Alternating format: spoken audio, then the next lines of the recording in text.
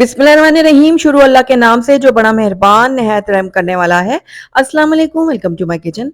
गर्मी के दिनों में ठंडी ठंडी मैंगो फ्रूटी पीने को मिल जाए, वो भी बगैर केमिकल के, तो मज़ा ही आ जाए। आज आपके लिए लेकर आई हूँ बहुत ही ठंडी ठार और बहुत ही मज़ेदार सी मैंगो फ्रूटी की रेसिपी, जिसको हम घर में बनाएंगे बगैर केमिकल के। बहुत ही टेस्टी और बहुत ही मज़ेदार बनती है। आप भी अपने बच्चों को अपने हाथों से ही बना कर दें, बच्चे भी आपके खुश हो जाएंगे। और इसको स्टोर करने का भी मैं तरीका बताऊंगी। आप इसको 1 हफ्ते से लेकर 10 दिन तक फ्रिज में रख के स्टोर कर सकते हैं, तो ज़रूर आपने ट्राई करना है। तो चलिए फटाफट से इस मज़ेदार और बहुत ही टेस्टी सी मैंगो फ्रूटी को घर में बनाना सीखते हैं। तो बिस्मिल्लाहिर्रहमानिर्रहीम। सबसे पहले हमें यहाँ पर चाहिए होंगे मैंगो। ज़ाहिर बात है, आप मैंगो फ्रूटी बना रहे हैं तो उसके लिए हमें आम की ज़रूरत होगी। उसके लिए मैंने यहाँ पर देखिए 3 अदद जो है ना वो पके हुए आम लिए हैं और 1 अदद मैंने कच्चा आम लिया है। तो यहाँ पर देखिए सारे आमों को मैंने अच्छी तरह से धो लिया था। अब इनको हमने छील के काटने हैं। तो सबसे पहले पके हुए आम मैं छीलूंगी और इनको काट लूंगी। तो ये देखिए इस तरह से छिलका उतारने के बाद इनको छोटे छोटे क्यूब में काट कर मैं एक प्लेट में रख लूंगी। ये देखिए कुछ इस तरह से। अब इसी तरह से हम कच्चा आम भी छील लेंगे। तो कच्चे आम को भी हम पहले इसका छिलका उतारेंगे, उसके बाद इसके छोटे छोटे टुकड़े करके मैं इसको भी एक अलहदा प्लेट में रख लूंगी। तो यहाँ पर देखिए दोनों आम जो है वो कट के तैयार हो गए हैं। दोनों को छील के मैंने छोटे टुकड़ों में रख दिया है। अब सबसे पहले हम यहाँ पर कच्चे आम को ग्राइंड करेंगे, क्योंकि ये थोड़े से हार्ड होती हैं, इसलिए पहले हम इनको ग्राइंड कर लेते हैं। तो उसके लिए मैंने यहाँ पर एक ब्लेंडर जार ले लिया और उसके अंदर मैं डाल दूंगी ये कच्चा आम। और साथ ही इसके अंदर मैं डालूंगी आधा सा पौना कप पानी, क्योंकि पानी डाले बगैर हमारा जो आम है ना कच्चा, ये ग्राइंड नहीं हो पाएगा सही से। तो अच्छी तरह से ये देखिए मैंने ग्राइंड कर लिया। अच्छा ये स्मूथ सा पेस्ट तैयार हो गया इसका। अब इसी के अंदर हम डाल देंगे अपना पका हुआ आम। तो ये जो हमने पके हुए आम को छील के रखे थे, ये सारे के सारे हम इसके अंदर डाल देते हैं और उसके बाद इसको भी हम अच्छी तरह से ग्राइंड कर लेंगे। तो यहाँ पर देखिए दोनों आमों को मैंने बहुत अच्छी तरह से ग्राइंड कर लिया और ये स्मूथ सा एक पेस्ट तैयार हो गया। ये देखिए तो कुछ इस तरह का टेक्सचर हमें चाहिए था। तो ये हमारी आम की प्यूरी जो है वो रेडी हो गई है। तो अब चलिए अब अपनी मैंगो फ्रूटी को हम बनाना शुरू करते हैं। तो बिस्मिल्लाहिर्रहमानिर्रहीम। सबसे पहले आप यहाँ पर कोई भी बर्तन ले लें, कोई पतीली ले लें, कढ़ाई ले लें। मैंने यहाँ पर एक पतीली ले ली है। इसके अंदर आम की जो ये हमने प्यूरी तैयार की थी ये डाल दी है।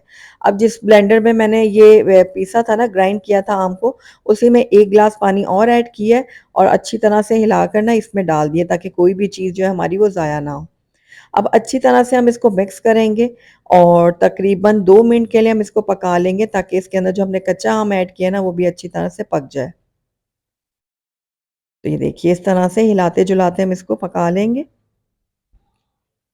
तो 2 मिनट पकाने के बाद जो है ना इसके अंदर हम मीठा ऐड करेंगे। तो चीनी आप अपने टेस्ट के अकॉर्डिंग डाल सकते हैं।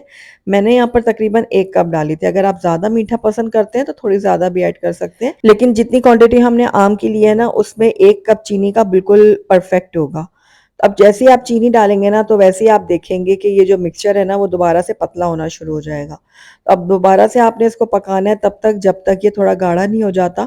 तो तकरीबन 5 मिनट लग जाएंगे इसको पकाते हुए और पकते पकते आप देखेंगे कि इसके ऊपर अच्छी सी शाइनिंग भी आना शुरू हो गई है। अच्छा आपने इसको इतना भी ज़्यादा नहीं पका लेना कि ये बहुत ही ज़्यादा गाढ़ा हो जाए, क्योंकि ये ठंडा होने के बाद भी गाढ़ा होगा और जब इसको आप फ्रिज में रखेंगे ना तो ये मज़ीद भी गाढ़ा हो जाएगा। तो इस बात का आपको ख़ास ख्याल रखना है। तो ये देखिए इस तरह से हम चम्मच चलाते हुए इसको पकाएंगे और तकरीबन 5 मिनट बाद ही ये अच्छा गाढ़ा होना शुरू हो जाएगा। तो ये देखिए बहुत ही अच्छी सी इसके ऊपर शाइनिंग भी आना शुरू हो गई है। अच्छा यहाँ पर मैं आपको बताती चलूँ, अगर आप ज़्यादा दिनों के लिए इसको जो है ना प्रिजर्व करना चाहते हैं तो उसके लिए आपको क्या करना होगा कि जब आप ये बिल्कुल रेडी हो जाए ना, तो ये देखिए गाढ़ा हो गया अच्छा खासा। बस फ्लेम को आप बंद कर दें और आखिर में इसके अंदर ऐड कर दें 1 चाय का चम्मच सफ़ेद सिरका।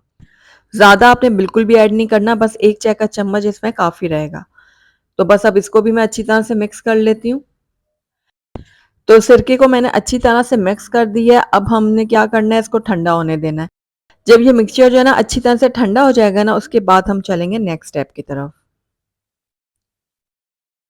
तो माशाल्लाह से देखिए हमारा ये जो फ्रूटी का ये मिक्सचर है ना, ये बहुत अच्छे से ठंडा हो गया और ठंडा होने के बाद आप देख रहे हैं मज़ीद गाढ़ा हो गया है। ये देखिए। तो इसी वजह से मैं आपसे कह रही थी कि आपने बहुत ज़्यादा इसको गाढ़ा नहीं उतारना वरना ये ठंडा होने के बाद मज़ीद गाढ़ा हो। अच्छा वैसे तो हमने इसको बहुत अच्छी तरह से ग्राइंड किया लेकिन इन केस अगर आम का कोई इसमें रेशा रह भी गया है ना तो उसको हमने ख़त्म करना है तो उसके लिए हम इसको एक दफ़ा दोबारा से छान लेते हैं ताकि इन केस अगर थोड़ा बहुत रेशा या आम का जैसे बाल वग़ैरह होता है ना वो रह गया हो ना तो वो भी ख़त्म हो जाए। तो अच्छी तरह से ये देखिए हम इस तरह से छन्नी में डाल के इसको छान लेते हैं। अच्छा यहाँ पर देखिए जो हमारा ये फ्रूटी का मिक्सचर है ना वो काफ़ी गाढ़ा है। इसको अभी हमने नॉर्मल कंसिस्टेंसी में रलाना है। तो उसके लिए हम क्या करेंगे जो ये छन्नी है ना इसके अंदर मैं डाल दूँगी 1 ग्लास पानी और इसको अच्छी तरह से हम दोबारा से इस तरह स्पैचुला की मदद से दबाते हुए इसका जो जूसेस वगैरह है वो निकाल लेंगे ताकि इसमें अच्छी तरह से सारी चीज़ें निकल जाएँ। अब ये देखिए थोड़े बहुत ये रह गया है ना रेशा वगैरह इसको अब हम डिस्कार्ड कर देते हैं। तो यहाँ पर देखिए अब इसको अब अच्छी तरह से मिक्स कर लें आप। अच्छा इस टाइम पे आकर अगर आप चाहें ना तो इसको ठंडा करने के लिए इसमें आइस क्यूब डाल दें या फिर इसको फ्रीज़र में रख दें 1-2 घंटे के लिए ताकि अच्छी तरह से चिल्ड हो जाए। तो मैं इसको फ्रीज़र में रख के अच्छी तरह से ठंडा करूँगी, उसके बाद मैं इसको आपको सर्विंग ग्लासेस में निकाल के दिखाऊँगी। अल्हम्दुलिल्लाह हमारी बहुत ही रिफ्रेशिंग, ठंडी, ठार और मज़ेदार सी मैंगो फ्रूटी बनकर तैयार हो गई है और आपने देखा घर में हमने इसको बनाया है चंद मिनटों में और ये बहुत ही आसानी से बनी है। ना ही इसमें हमने केमिकल डाला और ना ही कोई इसमें और ऐसी चीज़ जो हमारी सेहत के लिए मुज़र हो। तो आपने एक बार इसको ज़रूर ट्राई करना है, जब आप एक बार इसको ट्राई कर लेंगे ना, तो हर बार आपके घर वाले इसको घर में बनवा के ही पीना पसंद करेंगे। तो एक बार आप मेरी इस रेसिपी को घर में ज़रूर ट्राई कीजिएगा। मुझे पूरी उम्मीद है आपके घर वाले स्पेशली आपके बच्चे तो बहुत ही ज़्यादा खुश हो जाएँगे। ट्राई करके मुझे बताइएगा ज़रूर कि मेरी आज की रेसिपी आपको कैसी लगी। अगर अच्छी लगी तो इसको लाइक भी ज़रूर कीजिएगा और मेरी वीडियो को शुरू से एंड तक देखने का आपका बहुत-बहुत शुक्रिया। Thank you for watching. अल्लाह हाफ़िज़।